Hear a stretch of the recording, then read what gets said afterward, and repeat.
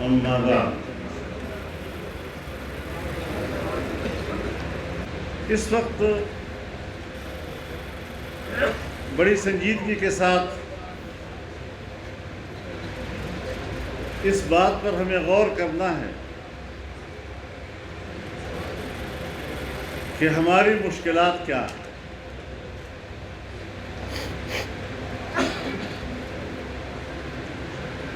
کچھ حقائق ہیں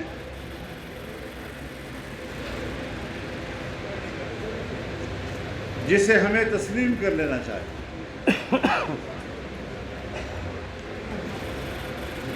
مریض اگر مرض کو تسلیم ہی نہیں کرتا، ڈاکٹر کو رجوع ہی نہیں کرتا، تو مرض بڑھتا جائے گا اور اس کا علاج نہیں ہو سکے گا۔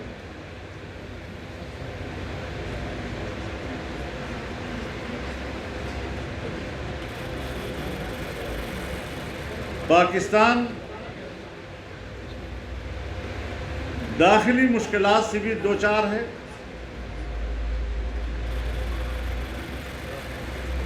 اور بیرونی خطرات سے بھی دوچار ہے۔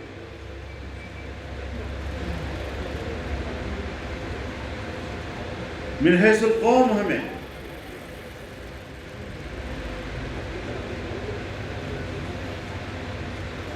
اپنے وطن کے لیے سوچنا پڑے گا۔ معاملات وقت کے ساتھ ساتھ گمبھیر ہوتے جا رہے ہیں۔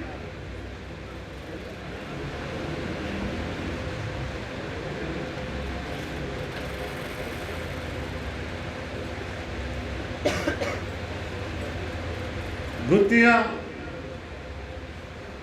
سلجھانے کے بجائے اور مشکل ہوتی جا رہی ہے۔ یہ قومی مسئلہ ہے۔ ہم نے اگر 10-12 سال پہلے نشاندہی کی، یہ کسی کے ساتھ ہماری کوئی ذاتی جنگ نہیں تھی۔ ہم نے کسی کو گالی نہیں دی۔ آپ برصغیر کی تاریخ کو پڑھیں، کیا برصغیر کی تاریخ میں ہمیں وہ طبقہ نہیں ملتا اپنے ہی ہم وطنوں کا، اپنے ہی ملک کے خاص طبقے کا، جو انگریز کی غلامی پر فخر کرتا تھا،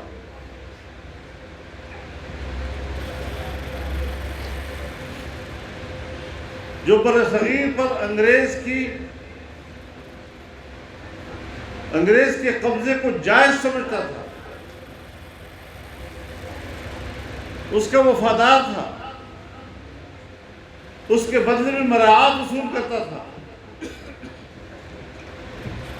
چاہے وہ جاگیرداروں کی صورت میں تھے، چاہے وہ کچھ بڑے بڑے درگاہوں کی صورت میں۔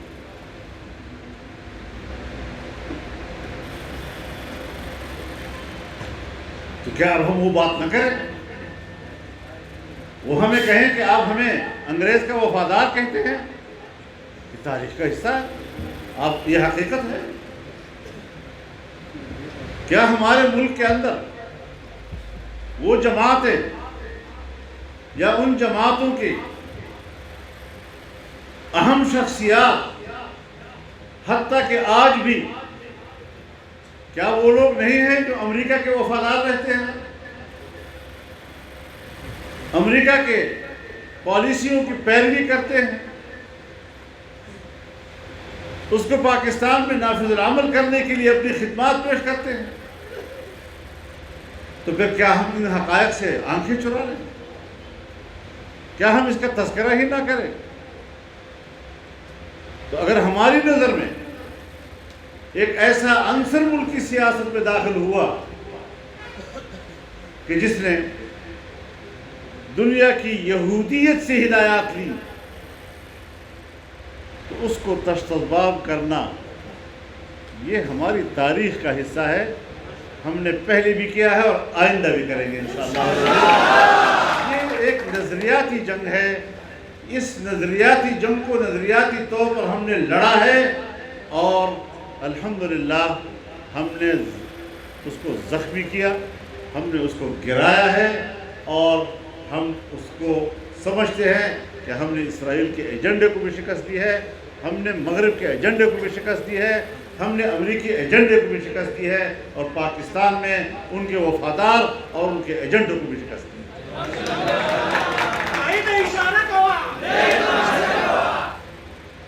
یہ ایک نظریاتی جنگ ہے. لوگ اقتدار کی جنگ لڑتے ہیں, لوگ مفادات کی جنگ لڑتے ہیں, لیکن ہم نے اپنے نظریاتی تسلسل کو برقرار. اور پھر جب یہ لوگ آئے, بظاہر خیر بڑے دیانتدار, سب کو چور کہنے والے, خود بھیڑی چور, جب یہ آئے تو ان کے وقت میں پاکستان کی سالانہ مجموعی قومی پیداوار 0 سے نیچے یعنی مائنس میں چلی گئی تھی. یہ دن بھی قوم نے دیکھا. جب آپ کے اسٹیٹ بینک میں زر مبادلہ کے ذخائر ریزروز صرف $2 ارب رہ گئے تھے, جبکہ ہم نے $17 ارب چھوڑے تھے.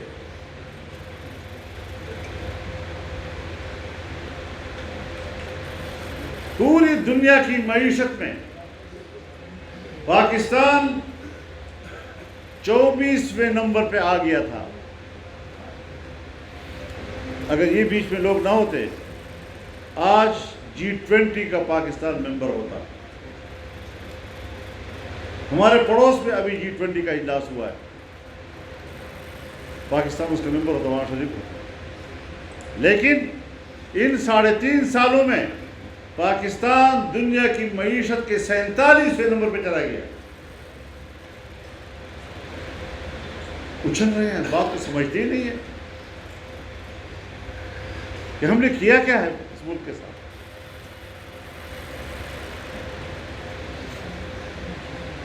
حکومتی گرفت کمزور کر دیا اور ابھی تک کمزور ہے. بیچ میں آدمی اعتماد آیا, حکومت بنی 11-12 جماعتوں کی, لیکن میں کہتا رہا کہ ملک اس حد تک نیچے جا چکا ہے کہ یہ اب دلدل ہے. دلدل سے آدمی نکلنے کی کوشش کرتا ہے لیکن دھستا چلا جاتا ہے.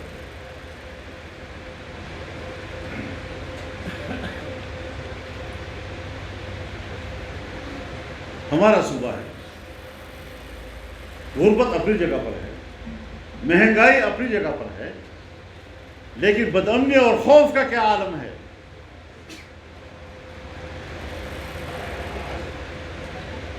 آئے روز خونی کھیل کھیلا جا رہا ہے. قبائلی علاقوں میں روزمرہ کے حساب سے کتنے لوگ گولی کا نشانہ بنتے ہیں.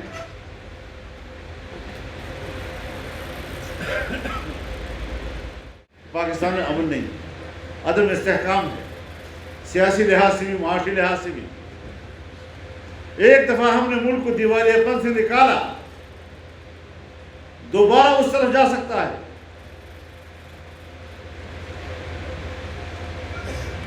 اور پھر ہمیں پڑوس کے ممالک سے جنگ اور تلخی, ہم اس کے متحمل نہیں ہیں بھائی. ہندوستان تو چلو ہوا ہمارا دشمن, اس سے تو ہمیں کسی خیر کی توقع نہیں, لیکن ایران سے ہمارے تعلقات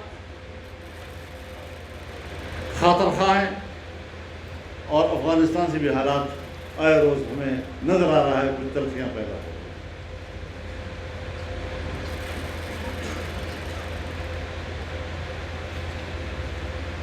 بظاہر تو کہا جا رہا ہے کہ غیر قانونی طور پر جو ملک میں رہتے ہیں وہ باہر چلے جائیں,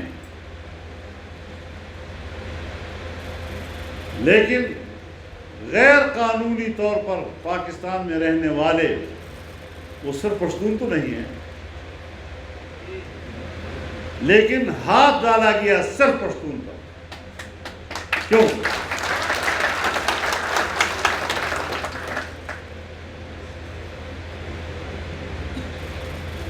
اور پھر جائز اور ناجائز کا کوئی فرق نہیں. اس کو پکڑو، اس کو پکڑو، اس کو پکڑو، اس کے کارڈ میں، جیب میں کارڈ بھی ہے، اس کو بھی پکڑو، نکالو یہاں سے. آپ مجھے بتائیں، آپ پٹھان لوگ ہیں، بحیثیت پشتون بھی اور بحیثیت مسلمان بھی، ہماری روایات کیا ہیں؟ اگر 1 مہینہ اور 1 سال بھی آپ کا مہمان آپ کے گھر میں رہے اور آپ اس کی خدمت کرتے رہیں اور گھر سے نکالیں تو 1 لاکھ مار کر گھر سے نکالو، آپ بتائیں کہ آپ کو 1 سال کی پوری مہمانداری ختم نہیں ہوگی؟ وہ کہیں دنیا میں یہ کہے گا کہ اس نے مجھے 1 سال گھر میں پالا تھا؟ یہی کہے گا مجھے اس نے لاکھ مار کر گھر سے نکالا. مسئلہ کیا پیدا ہو گیا ایک دم سے؟ اسی لیے ہم نے کہا تھا کہ افغانستان اور پاکستان کے درمیان 2 طرفہ ایک کمیشن قائم کیا جائے جو باہمی مسائل کو مفاہمت کے ساتھ طے کرے.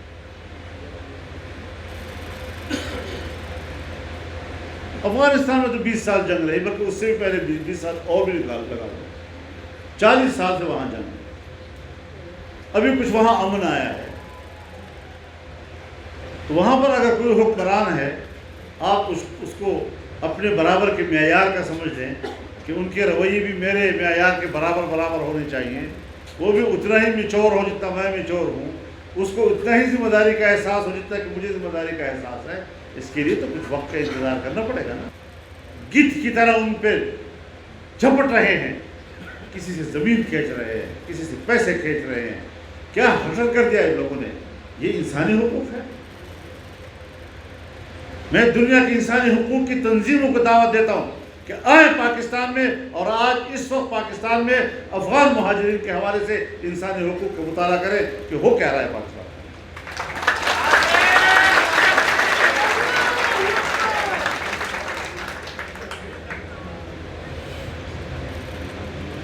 ہر مسئلے کا کوئی راستہ ہوتا ہے،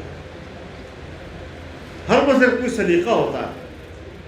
آج ایک بات کہہ دی اور آج نہ ہو سکی تو کل کا انتظار ہی نہیں کرنا، فوراً جھگڑے کا اعلان کر دینا. احتیاط کی ضرورت ہے. ہم مشکل میں ہیں اور ہم روز بروز اپنی مشکل میں اضافہ کیے جا رہے ہیں. نگران حکومت ہے، نگران حکومت ہے نا، بیمور اور پڑا حکومت ہے.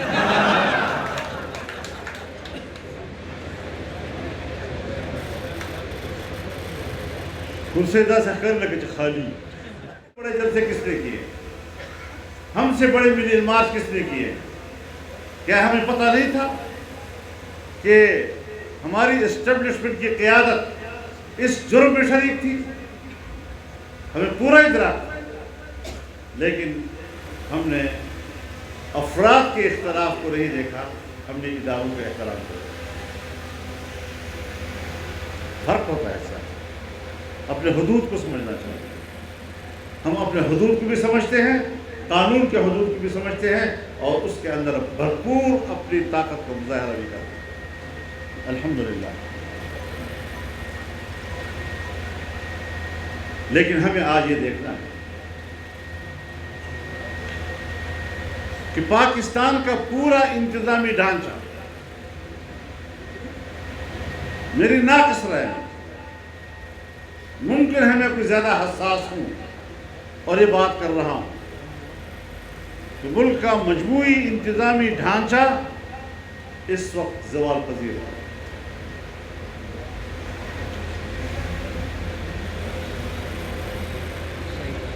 ایسٹیبلشمنٹ ہو یا بیوروکریسی، اس کی گرفت کمزور ہے.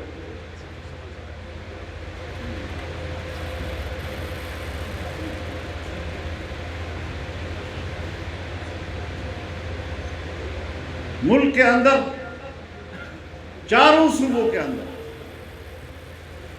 جو مرکز گریز قوتیں ہیں یا مذہب بیزار قوتیں ہیں، وہ اپنے اپنے علاقوں میں اپنی گرفت اور اپنے اثر کو مضبوط کیے جا رہے ہیں۔ اسٹیبلشمنٹ اور بیوروکریسی پر عوام کا اعتماد کمزور ہوتا جا رہا ہے، قوم کی ناراضگیاں بڑھ رہی ہیں، اور پھر معاشی لحاظ سے ہم زبوحالی کا شکار ہوتے جا رہے ہیں۔ جہاں دنیا میں معیشت کمزور ہو جائے وہاں قومی وحدت بھی ساتھ ساتھ کمزور ہو جاتی ہے، وہاں وطن کے ساتھ، ملک کے ساتھ کمٹمنٹ کمزور ہو جاتی ہے۔ اور ہم نے تجربہ کیا، گزشتہ جو 5 سال گزرے ہیں، 3.5-4 سال جن کی حکومت رہی اور ملک کی معیشت کی عمارت کو گرایا، تو خطرہ تھا کہ مختلف صوبوں میں بغاوتیں شروع ہو جائیں، مختلف علاقوں میں بغاوتیں شروع ہو جائیں۔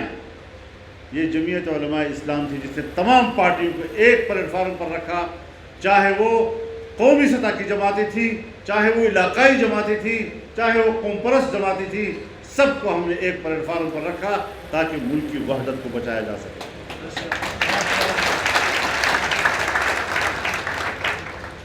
تاکہ کہیں کسی جگہ میں لوگ بغاوت کی طرف نہ چلے جائیں،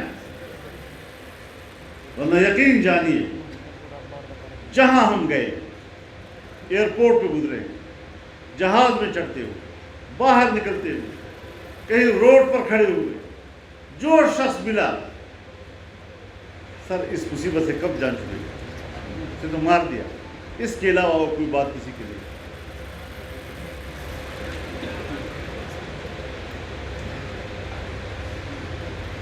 اور میں نے اس وقت بھی یہ کہہ دیا تھا، جب ابھی عدم اعتماد نہیں ہوا تھا، تو میں نے پبلک جلسوں میں کہا تھا کہ معیشت اتنی گر گئی ہے کہ اس معیشت کو اب دوبارہ اٹھانا یہ مشکل کام ہو جائے۔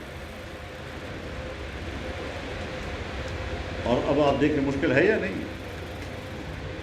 اقتصاد کوئی ایسی چیز نہیں ہے کہ 10 سال 15 سال بالکل ایک ہی سطح پہ رہے، یہ اونچ نیچ رہتی ہے، مجموعی قومی پیداوار کی شرح بھی مختلف ہوتی رہتی ہے۔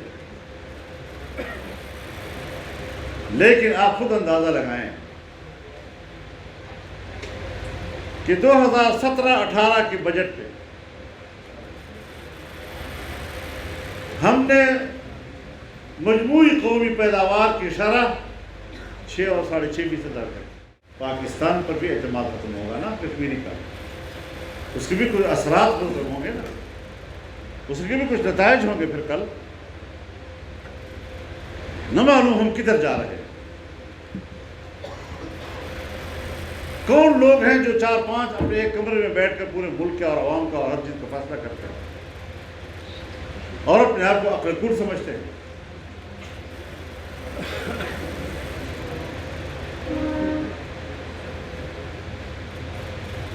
میں جب کچھ کمزوریوں کا ذکر کرتا ہوں تو ہمارے صحافی برادری ہم مجھ پر تبصرے کرتی ہے کہ یہ الیکشن ملتوی کرنا چاہتا ہے۔ الیکشن نہیں ملتوی کر رہا، ان کی غلط فیصلوں کی نشاندہی کر رہا ہوں۔ الیکشن کے لیے تو ہم نے 2018 کا الیکشن تسلیم نہیں کیا، 3.5 سال ہم نے دوبارہ الیکشن کا مطالبہ کیا، اور ہمیں الیکشن سے ڈرایا جاتا ہے۔ جو ہمیں الیکشن سے ڈراتا ہے وہ ذرا اس صوبے کے بلدیاتی الیکشن کے نتائج دیکھ لے کہ کیا ہم ڈرنے والے ہیں یا ہم سے کوئی ڈر رہا ہے۔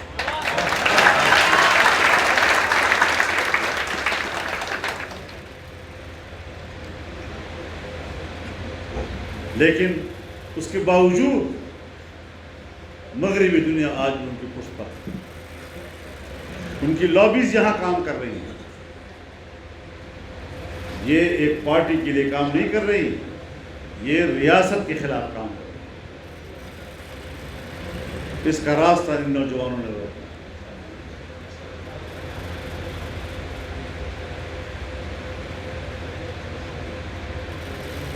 تو آج اس وقت آپ نے اپنی ذمہ داریوں کا احساس کرنا ہے.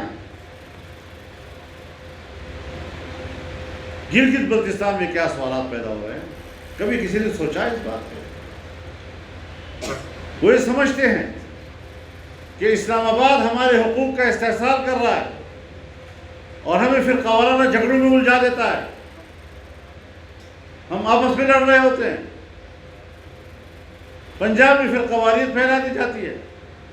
ہمارا صوبہ کتنی مرتبہ اس فضا سے گزرا، بلوچستان گزرا ہے اس سے، حالانکہ وہاں فرقہ واریت دور دور کی بھی کوئی چیز نہیں، لیکن وہاں پر بھی وہ عناصر پیدا کیے. ہم نے سیاسی نقصان اٹھایا، لیکن ہم نے غلط کو غلط ہی کہا، غلط. ہمیں عوام میں جانا چاہیے، ہمیں عوام کو اعتماد دلانا ہے کہ ہم آپ کے حقوق کے محافظ.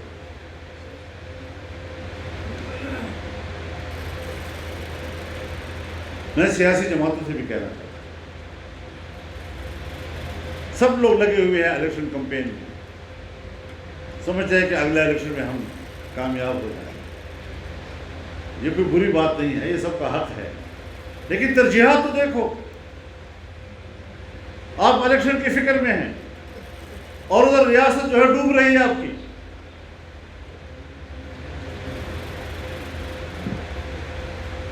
پاکستانیوں کے ہاتھ میں اگر کسی کے ہاتھ میں ڈالر ہے، باہر بھیج رہا ہے، سمگل ہو رہا ہے.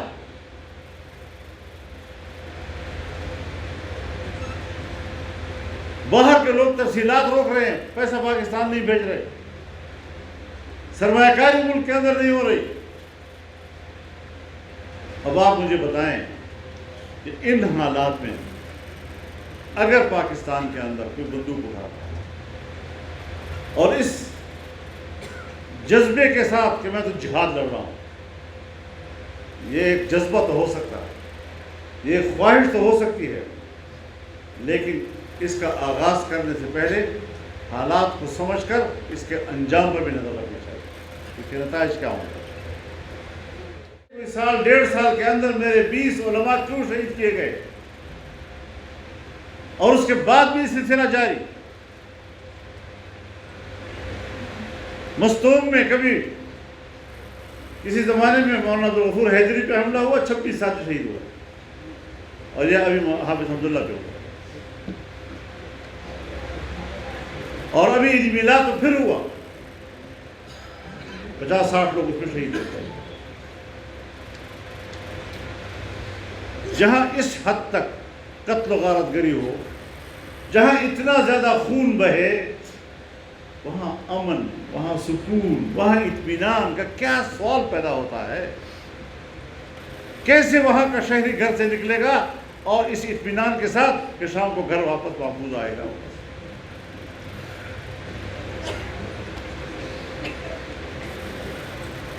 تو پورا ڈھانچہ آپ کا ہل چکا ہے.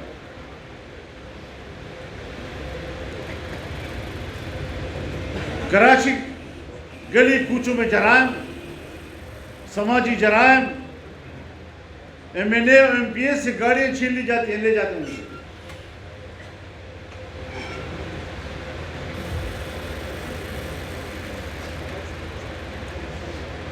پنجاب کا تاجر پریشان ہے، زمیندار پریشان. آج کشمیر میں انضمام کیا ہوا؟ آپ 6 قومی اسمبلی کی سیٹوں سے محروم ہو گئے اور غالباً 8 ہمارے سینٹ کی سیٹوں سے آپ محروم ہو گئے. یہ دم بیٹھاؤ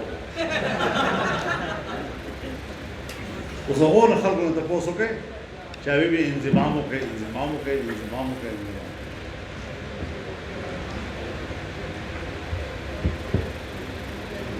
عموم خواہ ملیان ہوئے. تو یہ کانفرنس عام کانفرنس نہیں ہوگی، یہ آپ کے پورے صوبے کی سیاست کو پلٹ دے گی. صرف صوبے کو نہیں، یہ پورے ملک کی سیاست کو تبدیل کر دے گی. اور ہمیں پورے ملک پہ جانا ہوگا، پنجاب میں بھی جانا ہوگا، سندھ میں بھی جانا ہوگا اور وہاں بھی ہم انشاءاللہ اس دفعہ مکمل پورا الیکشن لڑیں گے یہ چیزیں ہمارے مد نظر ہونی چاہیے. اس کانفرنس کو آپ نے کامیاب کرنا ہے.